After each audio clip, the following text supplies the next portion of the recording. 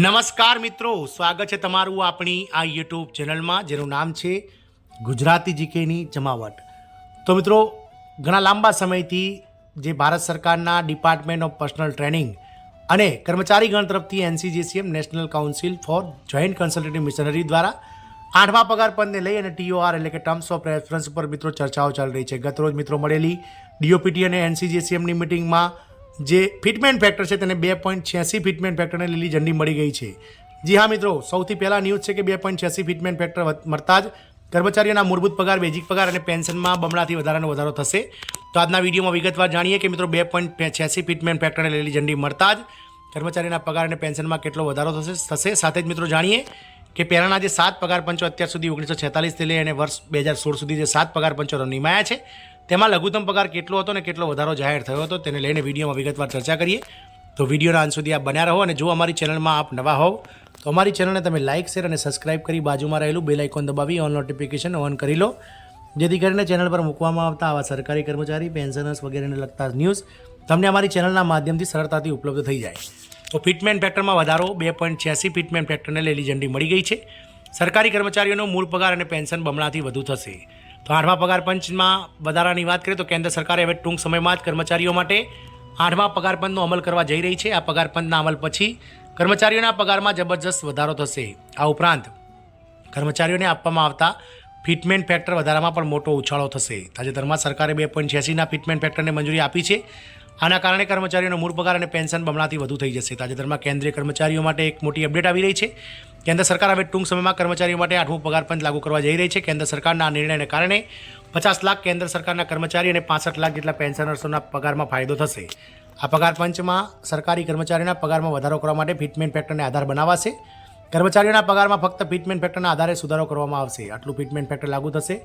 તો તાજેતરમાં પ્રકાશિત થયેલા અહેવાલો અનુસાર નવા પગાર પંચમાં સરકાર ફિટમેન્ટ ફેક્ટર 1.92થી લઈને 2.86%ની રેન્જમાં રાખશે। જો સરકાર 2.86 ફિટમેન્ટ ફેક્ટર લાગુ કરે છે તો કર્મચારીઓના મૂળ પગાર જે હાલમાં 18,000 રૂપિયા છે તે વધીને 51,480 રૂપિયા થઈ જશે। આ પરિબળના આધારે લઘુત્તમ પેન્શન જે હાલમાં વર્તમાન 9,000 રૂપિયા છે તે વધીને 25,740 રૂપિયા થઈ જશે। વાત કરીએ અલગ અલગ પગાર પંચોની, ક્યારે તે નિમાયું અને શું વધારા મળ્યા મિત્રો। તો 7મા પગાર પંચની વાત કરીએ તો 7મું પગાર પંચ જે છે તે મિત્રો કેન્દ્ર સરકાર દ્વારા 2014 ફેબ્રુઆરીમાં નિમાયું હતું અને 7મા પગાર પંચની રચના કરવામાં આવી હતી। આ પછી પગાર પંચ નવેમ્બર 2016માં લાગુ કરવામાં આવ્યું હતું। આ પગાર પંચમાં કર્મચારીઓનો લઘુત્તમ પગાર વધારીને 18,000 રૂપિયા કરવામાં આવ્યો હતો। આ પગાર પંચમાં કર્મચારીઓના મહત્તમ પગારને માસિક ગ્રેડ પે સિસ્ટમમાં સ્થાને 2.5 લાખ રૂપિયાથી વધારીને નવા પગાર મેટ્રિક્સની ભલામણો પસાર કરવામાં આવી હતી। આ પગાર પંચનો લાભ કુલ 1 કરોડ કરતાં વધુ કર્મચારીઓને મળ્યો હતો। વાત કરીએ 6ઠ્ઠા પગાર પંચની તો કેન્દ્ર સરકારે ઓક્ટોબર 2006માં 6ઠ્ઠા પગાર પંચની રચના કરી હતી। આ પછી આ પગાર પંચ માર્ચ 2008માં લાગુ થયું હતું। 6ઠ્ઠા પગાર પંચમાં પે બેન્ડ અને ગ્રેડ પે દાખલ કરવામાં આવ્યા હતા। આ પગાર પંચમાં કર્મચારીઓને મૂળભૂત પગાર તરીકે દર મહિને 7,000 રૂપિયા આપવામાં આવતા હતા। આ ઉપરાંત આ પગાર પંચમાં કર્મચારીનો મહત્તમ પગાર 80,000 રૂપિયા પ્રતિ માસ નક્કી કરવામાં આવ્યો હતો। આ પગાર પંચથી લગભગ 60 લાખ કર્મચારીઓને ફાયદો થયો હતો। વાત કરીએ તેના પહેલાંનું એટલે કે 5મું પગાર પંચ તો 5મા પગાર પંચની રચના એપ્રિલ 1994માં કરવામાં આવી હતી। ત્યારબાદ આ પગાર પંચ જાન્યુઆરી 1997માં લાગુ કરવામાં આવ્યું હતું। આ પગાર પંચમાં કર્મચારીઓનો લઘુત્તમ પગાર 2,550 રૂપિયા નક્કી કરવામાં આવ્યો હતો। આ પગાર પંચમાં કર્મચારીઓનો મહત્તમ પગાર 26,000 રૂપિયા પ્રતિ માસ નક્કી કરવામાં આવ્યો હતો। આ પગાર પંચ હેઠળ કુલ 40 લાખ જેટલા સરકારી કર્મચારી અને પેન્શનર્સોને લાભ મળ્યો હતો। પગાર પંચમાં પગાર ધોરણોની સંખ્યા ઘટાડવાનું સૂચન કરવામાં આવ્યું હતું। પગાર પંચ હેઠળ સરકારી કચેરીઓના આધુનિકરણ પર ધ્યાન કેન્દ્રિત કરવામાં આવ્યું હતું। વાત કરીએ ચોથા પગાર પંચની તો કેન્દ્ર સરકાર દ્વારા સપ્ટેમ્બર 1983માં ચોથા પગાર પંચની રચના કરવામાં આવી હતી। ત્યારબાદ ડિસેમ્બર 1986માં આ પગાર પંચ લાગુ કરવામાં આવ્યું હતું। આ પગાર પંચ હેઠળ કર્મચારીનો લઘુત્તમ પગાર દર મહિને 750 રૂપિયા નક્કી કરવામાં આવ્યો હતો।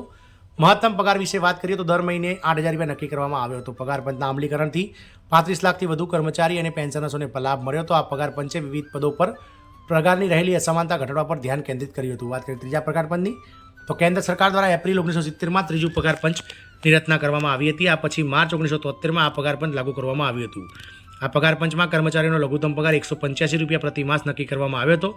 આ ઉપરાંત જો આપણે મહત્તમ પગારની વાત કરીએ તો તે દર મહિને 3500 રૂપિયા નક્કી કરવામાં આવ્યો હતો અને આ પગાર પંચનો લાભ લગભગ 30 લાખ જેટલા તે સમયે કાર્યરત કર્મચારી અને પેન્શનર્સને મળ્યો હતો। આ પગાર પંચે જાહેર અને ખાનગી ક્ષેત્રો વચ્ચે પગાર સમાનતા પર ભાર મૂક્યો હતો। વાત કરીએ બીજા પગાર પંચની તો ઓગસ્ટ 1957માં કેન્દ્ર સરકારે બીજા પગાર પંચની રચના કરી હતી।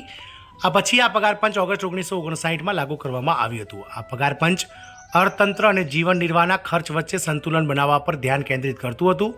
પગાર પંચ હેઠળ લઘુત્તમ પગાર ₹80 પ્રતિ માસ અને મહત્તમ પગાર ₹3000 પ્રતિ માસ રાખવાની ભલામણો કરવામાં આવી હતી. આ પગાર પંચથી લગભગ 25 લાખ જેટલા કર્મચારી પેન્શનર્સોને લાભ થયો હતો. પ્રથમ પગાર પંચની વાત કરીએ તો કેન્દ્ર સરકારે આઝાદી પહેલાં જ પ્રથમ પગાર પંચની રચના કરી હતી. આ પગાર પંચની રચના મે 1946માં કરવામાં આવી હતી. આ પછી આ પગાર પંચને મે 1947માં લાગુ કરવામાં આવ્યું હતું. આ પગાર પંચ હેઠળ ભારતની સ્વતંત્રતા પછી પગાર માળખાને તર્કસંગત બનાવવા પર ધ્યાન કેન્દ્રિત કરવામાં આવ્યું હતું. આ ઉપરાંત જીવન નિર્વાહ વેતનની વિભાવના પણ રજૂ કરવામાં આવી હતી. આ પગાર પંચમાં કર્મચારીઓનો લઘુત્તમ પગાર ₹55 પ્રતિ માસ અને મહત્તમ પગાર ₹2000 પ્રતિ માસ નક્કી કરવામાં આવ્યો હતો. આ મિત્રો 2.86 ફિટમેન ફેક્ટર પ્રમાણે કર્મચારીઓના પગારમાં બમણો વધારો જોવા મળી રહ્યો છે અને આપણે અગાઉના 7 પગાર પંચોના ઇતિહાસ પણ જોયા. જય હિન્દ, અસ્તુ.